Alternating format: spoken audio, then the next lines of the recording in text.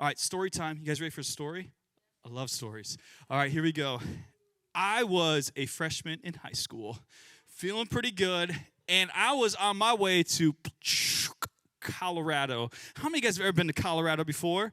It is beautiful. I love Colorado because I love the mountains, and growing up in the Midwest, it is pretty flat, isn't it? As far as the eye can see. It was the first time that I was in Denver, Colorado for National Fine Arts. Shout out to Fine Arts. And it was my first time really being on a plane, like flying somewhere and showing up in the mountains. I'm like, this is amazing. And we had one free day to go do something. Now, you have to also understand there were some seniors on the trip. And these seniors definitely pushed seniority every chance that they got. You know what I'm saying? Like, we're going to do what we want to do. Be quiet, freshmen. You know what I'm saying? Like, it was that kind of seniority, all right? And so far, up to this point, things have not looked good for this freshman. In the vehicle that we had rented, it was an SUV, I had to sit in the back on that little middle seat. You know what I'm talking about? Where, like, the seatbelt feels like it's just jabbing you in the backside the whole time, and you're sitting kind of on the crack. Does anyone know what I'm talking about here? Come on. That was my seat, all right? There you go, freshman. Go sit back there, okay? Like, that was Colorado. But I was so excited because I was there in the mountains, and it was so cool. And we had one free day. And we were given two choices. You guys ready for these two choices? Let me know what you would pick, okay? Choice number one, you could go to the most exclusive, basic mall you've ever been to. It was so basic, it was practically like the mall we had at home. Or we could drive a little bit further and go to the national park in the mountains and go see the mountains up close and personal. And it was a little bit further away, but that was the other option. What option would you guys want to do? Raise your hand if you want to go to the basic mall. Anybody? Mike does. Okay, he has some shopping still to get in. Who would want to go to the mountains? I mean, come on. Growing up in Indiana, I was like, yeah, let's go to the mountains, you know? So we get in the car, and our leader was like, all right, where do you guys want to go? And the senior's like, we would like to go to the mall. And I was like, are you kidding me? So boring. Like, we can go to the mall when we get home. Like, that's so lame. And I was like, guys, I'm sitting on the middle seat in the back with that thing jabbing me in the back. I'd much rather go to the mountains. Like, we'll never get to do this again. But because they were kind of prideful and selfish, they're like, we don't care what you say, freshman. We're going to the mall. So guess where we went? The mall. So boring. Have you ever been with your family and it's like you want to do something, but the whole family's like, sorry, we can't do that because we are a family. You know what I'm saying? Like, can't we do this? No, we can't do that. We have to do all this together. But it's really hard, isn't it? We want to be selfish. We want to do what we want to do, don't we? And it's very hard to submit to the family. It's very hard to submit to what everyone else wants to do so often. And we butt up against this. When you and I were born, we are born with a selfish nature, aren't we? We think about who first? Me. Hello. And we always want to do what we want to do first. Have you ever felt like that before? You know, like, I want to do that. You know, I don't want to do that, you know? And it can be very hard to break out of that cycle. The crazy thing is culture is always pushing you first, right? Right? It's all about me. Like phrases like, you deserve this. You know what I'm saying? Or maybe, you do you, you know? Or you get yours. Have you heard that one before, right? Or it's all speaking to this selfish mentality of you put you first, I need some me time. Have you heard that one lately? I just need some me time. Have you heard that one? Right? Is taking care of yourself a bad thing? No, that's a good thing. But there's an attitude in our culture that's all about who first? Me. I don't care if it affects other people. I don't care if it puts people out. I don't care if it's all about me. And that is absolutely an affront to what Jesus stood for. It's absolutely, positively the opposite of what Jesus did. Jesus, when he showed up, he said, hey, I didn't come here to, anyone from Rockaway? I didn't come here to be served, but to serve. I didn't come here so that everything was about me. I came here so it's all about you. And we have a Burger King mentality, have it your way, with everything that we show up and we think it's all about us, when it should be, it's all about you. And I heard this quote and I thought it was so good from a man by the name of Richard Baxter. He said this: self is the most treacherous enemy and the most insinuating deceiver of the world. Of all the other vices, it is both the hardest to find out and the hardest to cure. You know what's so crazy about when we care all about ourselves? We never notice it. Have you ever noticed that? Right? Someone calls you selfish, you're like, psh, I'm not selfish. Like, dude, you just XYZ'd that moment. You're like, oh, yeah, about that. Right? Like, we never see it in ourselves, and it sneaks up. And then over time, we become so selfish, it results in pride. Pride looks like, I don't care what other people have to say. I don't care what other people are doing. I'm going to do me. Even affects other people. Like, there's an attitude of pride that wants to bulldoze our opinions, our thoughts, our goodness or lack thereof over people. And Andrew Murray, another great guy, he said this: pride must die in you, or nothing of heaven can live of you. You and I have to die of pride, or nothing in heaven can live in you. Why? Going back to the distraction, I think the number one distraction outside of worry is yourself.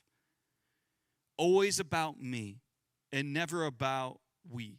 It's always about me and never about what Jesus is wanting me to do.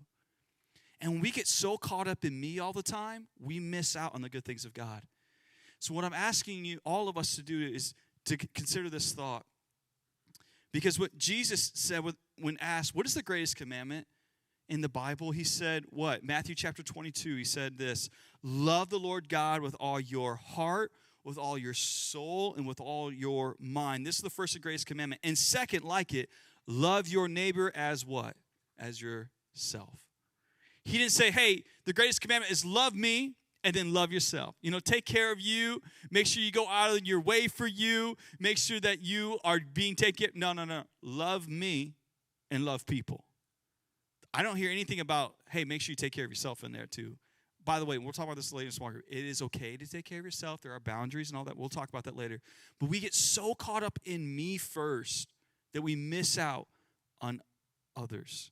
See, I really believe that true life is found in not what we keep, it's what we give. True life is found in not caring about myself all the time and caring about others. Okay? And that's what we see in the life of Jesus. He came to serve and not to be served. Why don't you guys open up your Bibles to John chapter 13. We're going to read a story about Jesus giving of himself when he absolutely did not need to do it. He did something so radical, even one of his disciples like, you need to stop that. That's making me feel really awkward and weird and difficult, and even a little bit of pride. This individual's like, you need to just stop, Jesus, because this is getting too hard. Open up your Bibles, John chapter 13, verse 1 through 17. We're going to read this story. Normally, I just tell you the story. I love telling stories, but I think this is one of those we need to read because it's so crazy. Okay, you guys with me? Who's with me? Say, yeah. All right, let's read this together. Starting in verse 1 says this: before the Passover celebration, which was like a festival that the Jewish people had, Jesus knew that his hour had come to leave this world and return to his Father. Pretty much meaning he knew that he was going to be dying soon. He had loved his disciples during his ministry on earth, and now he loved them to the very end. Isn't that beautiful? Someone say, aw. Aw, Jesus loved his disciples. That's so nice. It was time for supper. Someone say, yeah. Yeah, it's time to eat. And the devil had already prompted Judas, son of Simon Iscariot, to betray Jesus. Say, uh-oh. Uh-oh. Jesus knew that the Father had given him authority over everything and that he had come from God and we returned to God. So he got up from the table. Imagine this. Just imagine this in your mind, guys. Got up from the table. Everyone's eating. Like, they're chowing down on their whatever they're eating, right? He took off his robe, wrapped a towel around his waist, got on his knees, guys, poured a water basin, and then began to walk around washing the disciples' feet. Okay, can we just pause there for just a minute? Some of y'all, you just put your socks up here. I don't even know if I want to touch those, let alone your feet. You know what I'm saying? And you didn't come here walking through mud, muck, and mire like the disciples did. When they walked through the street in their sandals, I was like, oops, I just stepped in some horse, you know what? And like, it was that nasty, okay? It was traditional. When you showed up at someone's home, a servant would greet you and wash your feet. Only the lowest servant, hear me guys, the lowest servant got that job. No one wanted that job. That was the nasty job, okay? Jesus was like, you know what? I'm going to take the lowest job right now as a servant, and I'm going to start washing your feet, okay? So he's doing this. Check this out. He began to dry them with the towel he had around him. When Jesus came to Simon Peter, if you know anything about Peter, Peter talks before he thinks. Okay, here we go. Here's what Peter said. Peter said to him, Lord, are you going to wash my feet? Jesus replied, you don't understand now what I'm doing, but someday you will. No, Peter protested, you will never wash my feet. I think that's so funny. Like, Jesus, you need to stop, okay? Jesus replied, unless I wash you, you do not belong to me. Simon Peter explained, then wash my hands and head as well, just not my feet. Jesus replied, a person who has bathed all over does not need to wash except for their feet to be completely clean. And you disciples are clean, but not all of you. We'll get to that in a moment. There's a lot of symbolism there, but it's pretty simple, though, too. For Jesus knew who would betray him. Catch that. We're going to come back to this. Jesus knew Judas was about ready to straight up stab him in the back, all right? Like, not literally, but pretty much. And yet, Jesus washed everyone's feet, including someone who's about ready to betray him. Crazy. Not all of you are clean. After washing their feet, he put on his robe. He said, do you understand what I'm doing? You call me teacher and Lord, and you are right, because that's what I am. And since I, your Lord and teacher, have washed your feet, you ought to wash each other's feet. Say what? I didn't know I signed up for that. I have given you an example to follow. Do as I have done to you. I tell you the truth. Slaves are no greater than their master, nor is the messenger more important than the one who sends the message. Now that you know these things, God will bless you for doing them. I want you guys to pick up two big things here today. Okay? Let me try to get through this as quickly as possible with you. First of all, what do we do? How can we take our eyes off of ourselves, the distraction of ourselves, and put it upon Jesus and what Jesus wants? First of all, we need to recognize our own pride and receive the love of Jesus. I think it's so important that we don't know how to love unless we've received love. Does that make sense? Some of us, we've never received love. We don't know how to give love. All we've known is selfishness. All we maybe have seen is, can we just be real tonight, is parents that have been selfish. Maybe all we've seen is people who only care about themselves. So we think that's how we should live our lives.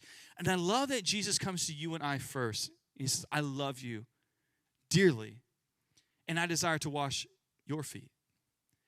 And not that our feet are nasty, though maybe somebody's here is, you know what I'm saying? All right. But our lives are. We've all made mistakes, haven't we? We've made a mess of our lives. We've made mistakes. We've even betrayed Jesus maybe at times. We said, I don't want anything to do with you. And yet he comes to each and every one of us and he says, I want to serve you. I want to love you. And how do we know that he was willing to do that? We know that through the cross. Think about this. They were having supper. You know what that supper represented? It represented his soon coming death on the cross. And we're going to talk about that later with communion. And he talked about that he was going to bleed for them, that he was going to be willing to die for them. Then he got up from that place and took off his robe and laid it down as if he was referring to when he was going to be leaving his grave clothes in the tomb and walking out, now the soon risen king, right? And then he came to each disciple as he comes to you and I and draws our hearts and says, hey, I see this.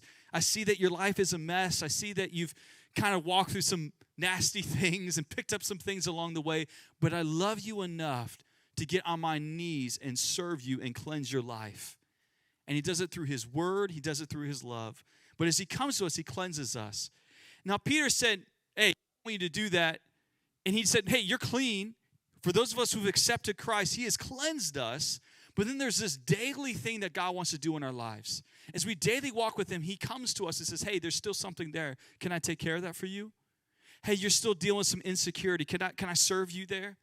Hey, you're still carrying some unforgiveness. Can I love you, remind you of my love for you? Hey, you're still carrying that bitterness towards that person. Can I just remind you of my love for you? Like, he comes to us daily and says, hey, I want to clean your feet. And so often, we think we don't need him. So often in our pride and in our maybe even ignorance, if I can even say that, like in our pride and maybe our insecurities, we push Jesus away, thinking that we don't need what he has to offer. And our pride gets in the way. I want you guys to understand, I think this isn't a full list, but I think that it's a helpful list to help us, because so often we hear pride and like, that's that guy.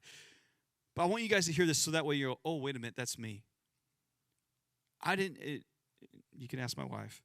I didn't used to think I was a prideful person. And it wasn't until someone called me out and I read a book about pride, about David, and I was like, oh my gosh, I'm a prideful person. I would interject people while they were talking because I thought I knew better than them. I wasn't quick to listen because why should I listen to them? I know way more than they do. I thought I had a better plan than those around me, and that was all pride, guys. Like, pride is so subtle. Pride makes you think that you're fine, that you're just taking care of you, that, this is how you get ahead. This is how you climb the ladder. This is how you get ahead of the next guy. But pride is so sneaky, it just begins to pull your attention ever so slowly away from what's right, away from what's true, away from the things of God, and it points it to yourself. There is no salvation in us. Can you guys agree to that? We've tried that, right? We've tried to go our own way, but that has not worked. And so that's what pride tries to do. Here's 5 things and you can write these down. First one is, I know better. I think I know better. You know what that looks like? Rebellion. When the Lord comes to us, or maybe others, and we think that we know better than them, we think that we're smarter than them, we think that we're more capable than them. It's so funny to me. There's a story where Jesus went to his hometown, and they're all like, hey, dance for us, monkey, pretty much like, do these miracles for us, then we'll believe that you are the Son of God, because you're just a nobody. They were too close to him. Sometimes we get so close to Jesus, we get so comfortable in the church, we forget that we absolutely desperately need him every single day. That his loving kindness that he's shown us before, we didn't deserve it. Don't ever think that we know better than him. We should always come to him with a humble heart saying, Lord, I want to receive from you, right? And in our pride, we can think that we're even better than God. Think about the enemy. The devil himself thought he was greater than God. And in his pride, he thought he was better. And God removed him and threw him out. There's a lot of history, and that's all in the Bible. But just know that this is not the first time. But then you know what that looks like in our practical life? We end up rebelling against authority. We always try to do it our way. We always think it's on our shoulders. Guys, that's all rooted in selfishness and pride. Like, there's a level of independence that you should all have. That's good, right? But when it's all about you and you don't think you need other people, there's a spirit of pride there that needs to be exposed. Here's another one. I deserve this. Entitlement. Ooh. I deserve this. You know what? The only thing that we deserve from the Lord, honestly, biblically, is punishment. We don't deserve his loving kindness. We don't deserve his willingness to serve us each and every day. We don't. And so often we go into life and we think that we've made it and we deserve something, right? Going back to that senior story, they thought they deserved the right to have the greater opinion because they were seniors. Can we just, if we're okay with it, come on. Can we just kill the idea that I'm greater than somebody else just because I'm a grade over you? The mentality that I'm a senior, therefore you should listen to me and do everything I tell you just because of a title, just because of guys, that's entitlement. Just because I'm a senior, I think I should be the starter. Just because guys, that's all entitlement. And that breeds, and that is all about pride. And that's what it looks like. That's how it can expose itself. We're always thinking about ourselves. We think we deserve something without working for it or earning it. By the way, nothing that is worth it is free. Everything that is worth something will cost you something. It'll cost you your time, your energy, your effort, and that's biblical.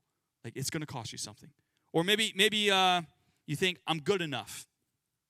I'm good enough. That looks like hypocrisy. Where Jesus comes to us and I need to clean some things. And you're like, no, God, I'm good. I'm good. I'm a good person. I've not done anything wrong. I'm not like that guy. I mean, come on. I mean, have you seen his feet? Have you seen his life? Have you seen his mistakes? Because that's the guy you really need to be cleaning.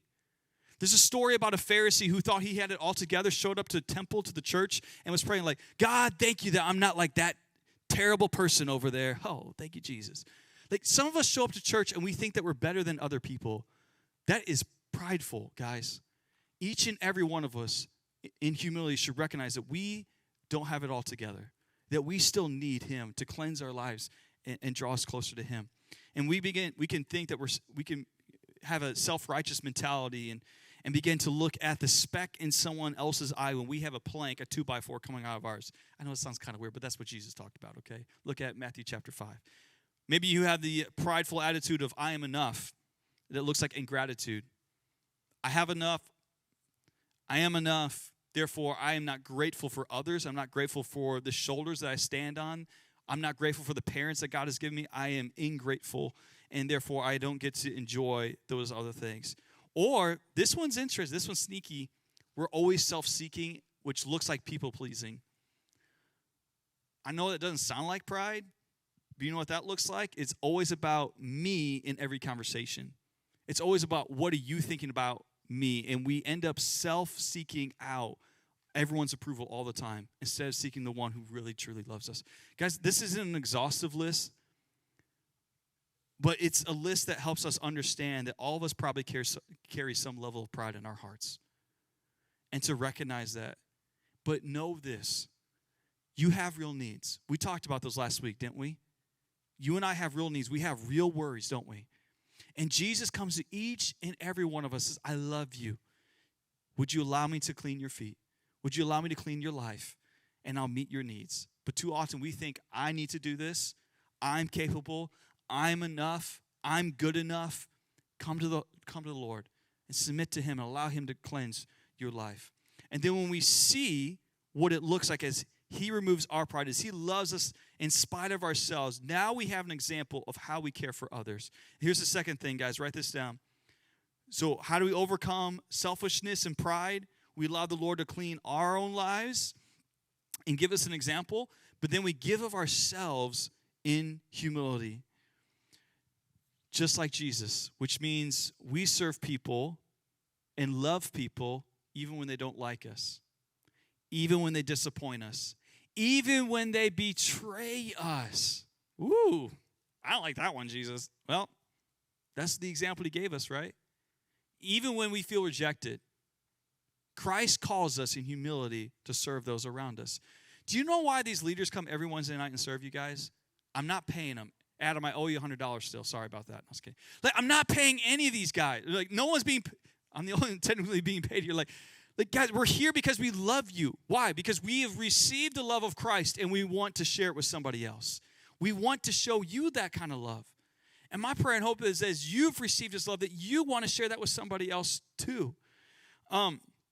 And it's powerful as that begins to happen. And the more we give, the more we're able to receive. Jesus said it's more blessed to give than to receive. How many guys subscribe to Mr. Beast on YouTube? Anybody? Some of you guys? Okay, I know more of you guys do that. All right, come on. What is Mr. Beast famous for, right? He's always like, you want a car? You know, here's $1 million. You know, like this guy is like crazy. Like he's always giving something away. If you actually hear his whole story, he actually grew up as a Christian in a Christian home and always carried the value of giving things away. He personally doesn't own a whole lot. I think he drives like some basic car, like a Toyota Corolla or something crazy like that. Like he is the most famous, has the most views on YouTube. He could very easily be driving the fanciest car and the biggest house, but he doesn't want to do that. Why? He has lived his life giving things away because he loves how much it blesses other people. And you see how much of that has returned back to him, right? And followers and influence. If you want to have a sphere of influence, start serving somebody. If you want to have good and better friendships, start serving somebody. If some of you are looking for like, man, I just wish I had more of this or more of that, start serving somebody. And opportunities will come your way and blessing will come your way. And what it really looks like is living our hands like this with our hands closed or this with our hands open. So often we act in pride, selfishness, and life's all about me, and the whole universe revolves around me, and we act like princesses. And did you get me? Anyways, we close our fists. We're clutching onto what little we have, and we can't receive. But when you lived your life humbly before God, receiving his love, giving his love, serving those around you even when they don't deserve it. We now live our hands open. So now we're better able to receive more of his blessing in our lives. Does that make sense? Like, I pray that you guys would not be distracted by yourself so much that you miss out on the blessing, on loving and caring for others. Jesus showed us this example. We are not greater than him. He has called us to do it because he has done it for. We encourage you, if you like what you see, make sure you subscribe so you can watch the videos every week as they come out and see what's happening here at Meadowbrook Youth. We meet every Wednesday and Sunday, and every Wednesday night we meet at 6:30 if you ever want to come join us here in Champaign, Illinois. If you have any questions or comments, make sure you leave those down below and make sure you like the video. And if you really enjoy it, why don't you share it with somebody today, all right?